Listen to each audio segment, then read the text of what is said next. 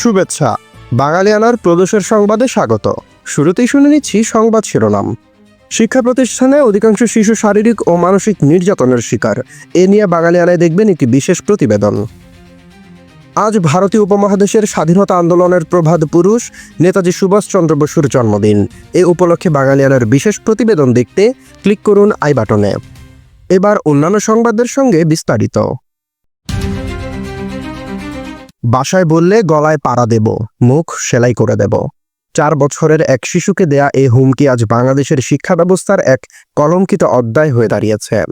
রাজধানীর নয়াপল্টনে শারমিন একাডেমিতে প্লে শ্রেণীর এক শিশুর ওপর যে অমানবিক নির্যাতন চালানো হয়েছে তা দেখে শিউরে উঠবে পুরো দেশ। এই ঘটনাটি একটি মৌলিক প্রশ্নকে সামনে এনেছে। আমাদের তথাকথিত শিক্ষিত সমাজ কি শিক্ষকতা পেশাকে শিশুদের উপর পৈশাচিকতা চালানোর নিরাপদ আস্তানা হিসাবে বেছে নিয়েছে? শারমিন একাডেমির সেই ভাইরাল ভিডিওতে দেখা যায় প্রধান শিক্ষক শারমিন জাহান এবং ম্যানেজার পবিত্র কুমার, যিনি প্রধান শিক্ষকের স্বামী, দুজন মিলে একটি শিশুকে স্ট্যাপলার দিয়ে ভয় দেখাচ্ছে, গলা চেপে ধরছে এবং নিষ্ঠুরভাবে হেনস্থা করছে। যে বয়সে শিশুর হাতে খেলনা থাকার কথা, সেই বয়সে শিক্ষকের কাছ থেকে সে পাচ্ছে মুখ সেলাই করে দেওয়ার হুমকি। এটি কেবল একটি বিচ্ছিন্ন ঘটনা নয়, বরং এটি আমাদের প্রাথমিক ও প্রাক প্রাথমিক স্তরে জেঁকে বসা এক গভীর পচনের লক্ষণ। BEHS এর গবেষণা বলছে 56% শিশু প্রতিষ্ঠানের শারীরিক নির্যাতনের শিকার হয়, কিন্তু পরিসংখ্যানে যা আসে তা হলো শিশুর মনের দীর্ঘমেয়াদী ক্ষত। নয়াপল্টনের সেই শিশুটি এখন ঘুমের ঘোরেও চিৎকার করে বলছে, মুখ সিল করে দিও না। যখন একজন শিক্ষক অমানুষের মতো আচরণ করেন, তখন শিশু তার নিরাপদ আশ্রয় হারিয়ে ফেলে। সে তখন তার নিজের মা বাবার কাছে থাকতেও ভয় পায়, কারণ তারাই তাকে সেই দানবের হাতে তুলে দিয়েছিল। প্রাথমিক ও গণশিক্ষা মন্ত্রণালয়ের উপদেষ্টা অধ্যাপক বিধান রঞ্জন রায়ের মতে, মানুষের মধ্যে অসহিংসতা বেড়েছে, যার প্রভাব পড়ছে শিশুদের উপর। বিশেষ করে কিন্ডারগার্টেন স্কুলগুলোতে সরকারের নিয়ন্ত্রণ না থাকা এসব ব্যক্তির জন্য পোয়াবারও হয়ে দাঁড়িয়েছে। আইনের ফাঁক ফোকর এবং প্রভাবশালীদের আশ্রয় অনেক সময় এই অপরাধীদের পার পাইয়ে দেয়। যেমনটি শারমিন একাডেমির ক্ষেত্রেও মামলা না করার জন্য পরিবারটিকে চাপ দেওয়া হয়েছে।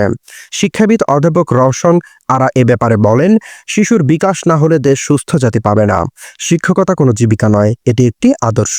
কিন্তু যখন আদর্শের লেবাস পরে কোনো খুনে মানসিকতার মানুষ ক্লাসরুমে ঢোকে, তখন সেটি আর বিদ্যালয় থাকে না, টর্চার সেলে পরিণত হয়। এখনই সময় শিক্ষক নিয়োগে কঠোর মনস্তাত্ত্বিক পরীক্ষা নিশ্চিত করা এবং অপরাধীদের জন্য এমন দৃষ্টান্তমূলক শাস্তির ব্যবস্থা করা, যাতে কোনো শিশু আর নিপীড়িত না হয়। আসন্ন জাতীয় সংসদ নির্বাচনকে কেন্দ্র করে রোহিঙ্গা ক্যাম্পের নিরাপত্তা নিশ্চিত এবং রোহিঙ্গাদের যে কোনো ধরনের নির্বাচনী তৎপরতা থেকে দূরে রাখতে স্বরাষ্ট্র মন্ত্রণালয়কে বিশেষ সতর্কতা দিয়েছে একটি রাষ্ট্রীয় গোয়েন্দা সংস্থা। সংস্থাটির এক গোপন প্রতিবেদনে নির্বাচনকালীন নাশকতা, ভুয়া ভোট গ্রহণ এবং রাজনৈতিক কর্মকাণ্ডে রোহিঙ্গাদের ব্যবহারে ঝুঁকির কথা উল্লেখ করেছে। একই সঙ্গে ঝুঁকি মোকাবেলায় বেশ কিছু গুরুত্বপূর্ণ সুপারিশ করা হয়েছে। স্বরাষ্ট্র মন্ত্রণালয়ের সিনিয়র সচিব বরাবর পাঠানো ওই চিঠিতে গোয়েন্দা সংস্থাটি জানিয়েছে, রোহিঙ্গা ক্যাম্পে একাধিক সশস্ত্র গ্রুপ ও অবৈধ অস্ত্রের উপস্থিতি রয়েছে। আশঙ্কা করা হচ্ছে নির্বাচনকালীন সময়ে স্বার্থান্বেষী কোনো মহল এসব গ্রুপকে ব্যবহার করে কক্সবাজার সহ দেশের বিভিন্ন এলাকায় নাশকতামূলক কর্মকাণ্ড চালাতে পারে। গোপনীয় ওই চিঠিতে আরও বলা হয়েছে, বিভিন্ন সময় অনেক রোহিঙ্গা অবৈধভাবে ভোটার তালিকায় নাম অন্তর্ভুক্ত করেছেন। এসব অবৈধ ভোটার নির্বাচনে ভোট দেওয়ার চেষ্টা করতে পারে। এছাড়া রোহিঙ্গারা রাজনৈতিক মিছিল, জনসভা বা গণসংযোগের মতো নির্বাচনী কর্মকাণ্ডে জড়িয়ে পড়তে পারে বলেও গোয়েন্দা প্রতিবেদনে আশঙ্কা প্রকাশ করা হয়েছে।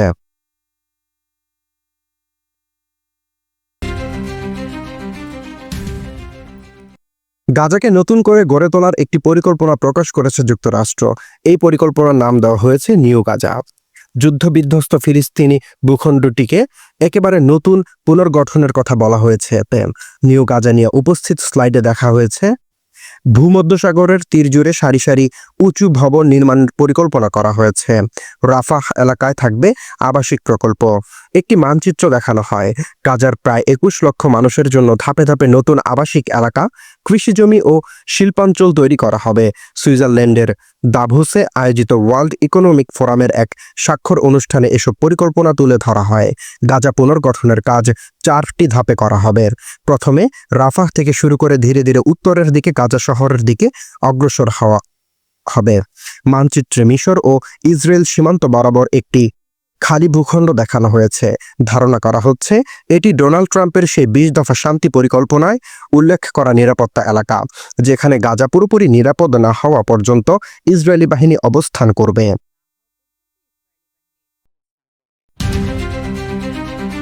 যুক্তরাষ্ট্রের মিনেসোটায় স্কুল থেকে বাড়ি ফেরার পথে 5 বছর বয়সী এক শিশুকে তার বাবা সহ আটক করেছে federal immigration and customs enforcement ICE বা অভিবাসন পুলিশ।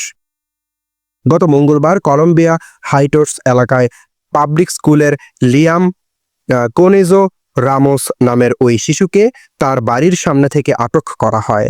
স্কুল কর্তৃপক্ষের অভিযোগ, শিশুটিকে অভিবাসন পুলিশ বাধ্য করেছে তার ঘরের দরজায় টোকা দিয়ে ভেতরে থাকা অন্যদের ডেকে আনতে, যা অনেকটা মাছ ধরার টোপের মতো। কলম্বিয়া হাইটস পাবলিক স্কুলের সুপারিনটেন্ডেন্ট জেনা স্টেনভিক এক সংবাদ সম্মেলনে জানান, অভিবাসন পুলিশ লিয়ামকে চলন্ত গাড়ি থেকে নামিয়ে নিয়ে তার বাড়ির দরজায় টোকা দিতে বলে। লক্ষ্য ছিল ঘরের ভেতরে থাকা অন্য ব্যক্তিদের বাইরে আনা।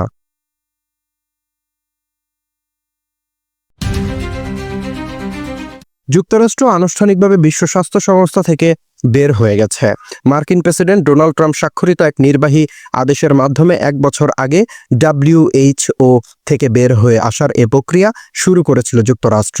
22 জানুয়ারি বৃহস্পতিবার যুক্তরাষ্ট্রের স্বাস্থ্য ও মানব সেবা বিভাগ এবং পররাষ্ট্র দপ্তরে বলেছে, ইতোমধ্যে প্রক্রিয়াটি সম্পন্ন হয়েছে।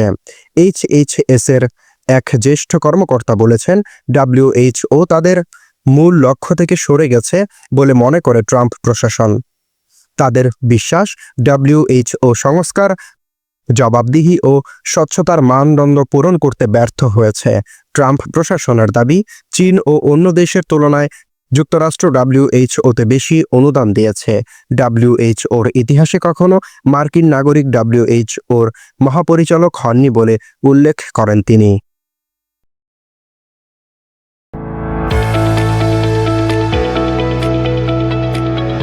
এবার শুনে নিচ্ছি বাঙালিয়ানার বাণিজ্য সংবাদ।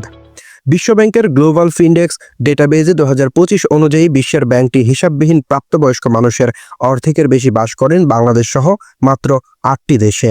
প্রতিবেদনটিতে ব্যাংক হিসাব না থাকার পেছনে প্রধানত 6টি বড় বাধাকে চিহ্নিত করা হয়েছে: পর্যাপ্ত অর্থের অভাব, অতিরিক্ত খরচ, দূরত্ব ও পরিবেশ, কাগজপত্রের জটিলতা, আস্থার সংকট, ডিজিটাল সীমাবদ্ধতা। বিশেষজ্ঞরা বলছেন, শুধু হিসাব খোলা নয়, ঋণ ও বীমা সেবায় নিশ্চয়তা না থাকায় প্রান্তিক জনগোষ্ঠীর ব্যাংকিং ব্যবস্থার প্রতি আগ্রহ হারাচ্ছে। বিশেষ করে নারী ও স্বল্পশিক্ষিত মানুষের কাছে আর্থিক সেবাকে সহজবোধ্য করাই এখন বড় চ্যালেঞ্জ।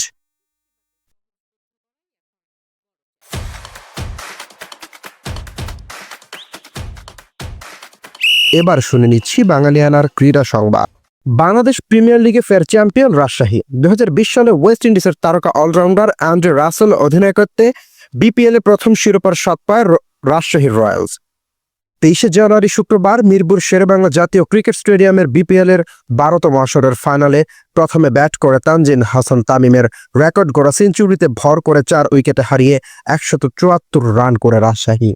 টার্গেটে তারা করতে নেমে ইনিংসের শুরু থেকে উইকেটে হারাতে থাকা চট্টগ্রাম শেষ পর্যন্ত 17.5 ওভারে 111 রানে অল আউট হয়। দলের হয়ে সর্বোচ্চ 39 রান করেন চট্টগ্রামের হয়ে খেলা পাকিস্তানের ওপেনার মিরাজ বেগ। বাঙালিয়ানার প্রদেশের সংবাদ শেষ হলো। ধন্যবাদ।